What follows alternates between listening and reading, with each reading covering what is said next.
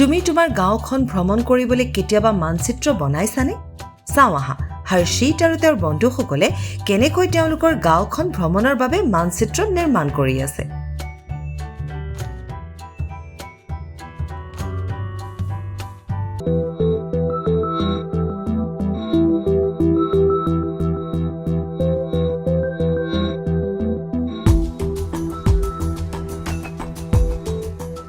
এইখন আমাৰ গাঁৱৰ মেপ। ঘাইপথৰ পৰা অহা এই মূল বাটটোতেই আমাৰ গাঁৱৰ গাঁওবুঢ়াৰ ঘৰ। এইখন আমাৰ বিদ্যালয়।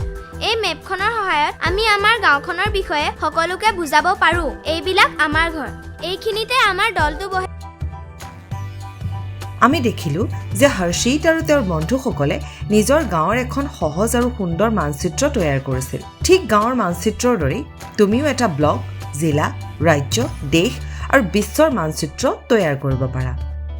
মানচিত্ৰই আমাক কোনো ঠাইৰ বিষয়ে সহজে জানিবলৈ সহায় কৰে। একেদৰে তুমিও তোমাৰ গাঁৱৰ মানচিত্ৰ তৈয়াৰ কৰি নিজৰ সৃষ্টিশীলতা দেখুৱাব পাৰিবানে? ইয়াৰ বাবে তুমি ইণ্টাৰনেটৰ ব্যৱহাৰ কৰিব পাৰা আৰু মানচিত্ৰৰ বাবে প্ৰয়োজনীয় তথ্যও অন্তৰ্ভুক্ত কৰিব পাৰা। তেন্তে তোমাৰ গাঁৱৰ এখন মানচিত্ৰ তৈয়াৰ কৰা, তাৰ ফটো এখন তুলি আমালৈ পঠিওৱা। মনত ৰাখিবা, তুমি কেৱল মানচিত্ৰখনৰ ফটোখনহে পঠাব লাগে। নিজৰ বা বন্ধুৰ ফটো বা চেলফি প্ৰেৰণ নকৰিবা।